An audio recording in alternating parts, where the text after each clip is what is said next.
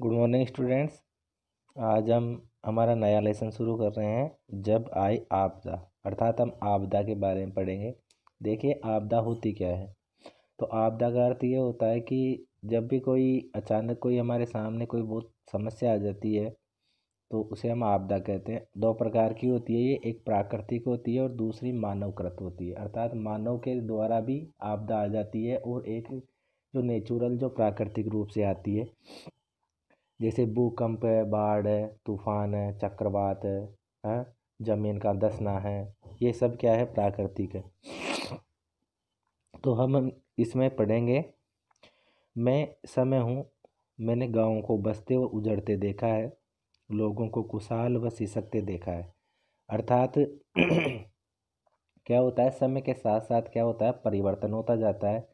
तो गाँव के बसने की, उजड़ने की प्रक्रियाएं, इसके अलावा लोग सुख किस प्रकार से उनका जो जीवन है वो खुशहाल रहता है, कभी कभी वो दुखी भी हो जाते हैं। फलते फूलते परिवारों को ख़त्म होते देखा है। भूकंप, बाढ़, तूफान आदि ऐसी प्राकृतिक आपदाएं हैं जो महाविनाश लाती है। अर्थात भूकंप, बाढ़ और तूफान जब आते हैं तो बहुत सारा नुकसान होता है, जनजीवन अस्त व्यस्त हो जाता है और एक तरीके से महाविनाश हो जाता है। इनमें से कुछ समस्याएं तो इंसानों ने पैदा की है। अर्थात कुछ समस्याओं का जिम्मेदार तो मानव ही है, क्योंकि उसने जो प्रकृति है उसका अत्यधिक दोहन किया है, अत्यधिक उसको उपयोग में लिया है, जिस वजह से जो समस्याएं हैं वो सामने आ रही है। कहीं पहाड़ों को तोड़ डाला तो कहीं गहराई तक खोद डाला, जंगलों को अपने लाभ के लिए काट डाला। जंगल में जो वृक्ष हैं उनको काटा जा रहा है मानव अपने उपयोग के लिए, जैसे जंगल से ईंधन के लिए लकड़ी प्राप्त करना, ठीक है, इमारती लकड़ी प्राप्त करना, ठीक है। इसके लिए वो क्या है, जंगलों को काटा है, जिससे जो वन्य जीव है वो भी समाप्त हो रहे हैं और जो हमारी जलवायु है वो भी परिवर्तित हो रही है। भूगर्भ से पानी और कई प्राकृतिक संसाधनों का अत्यधिक दोहन कर लिया है। मुझे आज भी वो दिन याद है जब 26 जनवरी 2001 को गुजरात के कच्छ में भूकंप आया था। सन 2001 में 26 जनवरी 2001 में गुजरात में भूकंप आया था, जो बहुत भयंकर था। कई लोगों की जान गई थी, जनजीवन अस्त व्यस्त हो गया था। गांव, शहर, सभी जगह गणतंत्र दिवस समारोह हर्षोल्लास के साथ मनाया जा रहा था। अर्थात जो गणतंत्र दिवस है 26 जनवरी है, उस दिन ये भूकंप आया था। तो सभी सुबह अपना जो गणतंत्र दिवस है वो मना रहे थे कि अचानक धरती हिलने लगी और इमारतें गिरने लगी। कुछ घरों में आंशिक नुकसान पहुंचा तो कुछ बच भी गए। अर्थात कुछ घर थे उनमें कम नुकसान हुआ, कुछ बच भी गए, लेकिन अधिकतर घर, दुकानें मलबे के ढेर में बदल गए। लेकिन अधिकतर जो घर और दुकानें थी वो पूरी तरीके से नष्ट हो गई, मलबा बन गया उनका। हजारों लोग मवेशी मलबे में दब गए, हजारों लोग उस मलबे में दब गए, दुकानों में दब गए, घरों में दब गए। इसके अलावा जो जानवर थे वो भी, उनको भी नुकसान हुआ। रेडियो, टीवी आदि समाचार पत्रों से पूरे देश में इस भूकंप का पता चल गया। भूकंप के झटके कई किलोमीटर तक महसूस किए गए।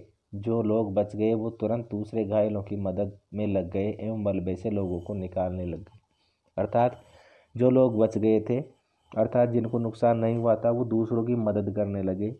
जो मलबे में लोग दबे हुए थे उनको निकालने लगे। तुरंत स्थानीय पुलिस एवं प्रशासन के लोग भी पहुंच गए। कुछ ही देर में उच्चाधिकारी, अर्थात जो बड़े अधिकारी होते हैं, वो आ पहुँचे। आपदा राहत दल एवं सेना के जवान भी पहुंच गए। ये मलबे में दबे लोगों को ढूंढकर बचाने का प्रयास कर रहे थे। डॉक्टर एवं नर्सिंग कर्मी अस्थायी कैंपों में घायलों का इलाज कर रहे थे। उन्होंने क्या किया कि जहाँ पर ये समस्याएं आई थी वहीं पे उन्होंने कैंप लगा लिए, डॉक्टरों और नर्सिंग कर्मियों ने, और वहीं पर उनका इलाज शुरू कर दिया।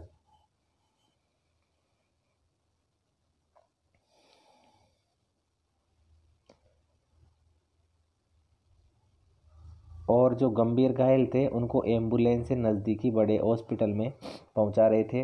भूकंप से बचे लोग घायलों के लिए भोजन एवं पानी ला रहे थे। स्वयंसेवी संगठनों व प्रशासन की तरफ से भी भोजन के पैकेट्स एवं पानी उपलब्ध करवाया जा रहा था। चारों तरफ टेंट लगाकर राहत शिविर लगा दिए गए, अर्थात चारों तरफ टेंट लगा दिए गए और उनमें जो राहत की सामग्री है वो लोगों को पहुंचाई जा रही थी और उनका इलाज भी किया जा रहा था। धीरे धीरे दैनिक उपयोग की आवश्यक वस्तुएं भी प्रशासन एवं स्वयंसेवी संगठनों के स्वयंसेवकों एवं समाज सेवियों द्वारा उपलब्ध करवाई जा रही थी। अर्थात दैनिक उपयोग में जो वस्तुएं मानव के काम में आती है वो सभी लोगों को एक तरीके से उपलब्ध करवाई जा रही थी, चाहे से वो स्वयंसेवक संघ हो या हमारी सरकार हो। सभी ने संपूर्ण रूप से या अपने अपने स्तर पर प्रयास किए और लोगों को सुविधाएं प्रदान कराई। ये देखिए, भूकंप जब आता है तो इस प्रकार से जो मकान है वो ढह जाते हैं। कई दिनों तक लोग सहायता के लिए आते रहे। वे भूकंप पीड़ितों को खाने पीने की चीज़ें, कपड़े, दवाइयाँ देते रहे। कुछ लोग तो ये सामान मिलता था तो कुछ को नहीं मिल पाता था। खूब छीना झपटी भी होती थी। मैंने ऐसे मंजर भी देखे। अर्थात क्या है कि जो राहत का सामान था वो कुछ लोगों को मिलता था, कुछ को नहीं मिलता था, तो आपस में उनमें संघर्ष भी चलता था।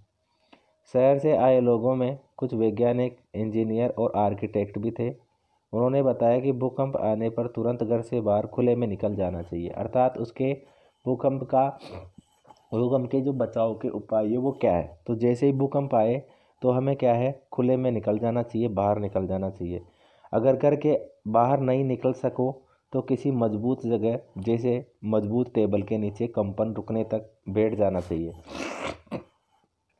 अर्थात अगर हम घर से बाहर नहीं निकल पाएँ तो जो कोई मजबूत टेबल होती है उसके नीचे हमें बैठ जाना चाहिए।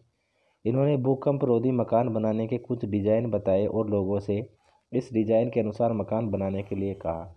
अर्थात हमें जो मकान है वो मकान ऐसा बनाना चाहिए जो भूकंप के झटकों को सहन कर सके। ठीक है, भूकंप रोधी मकान हमें बनाने चाहिए। ठीक है,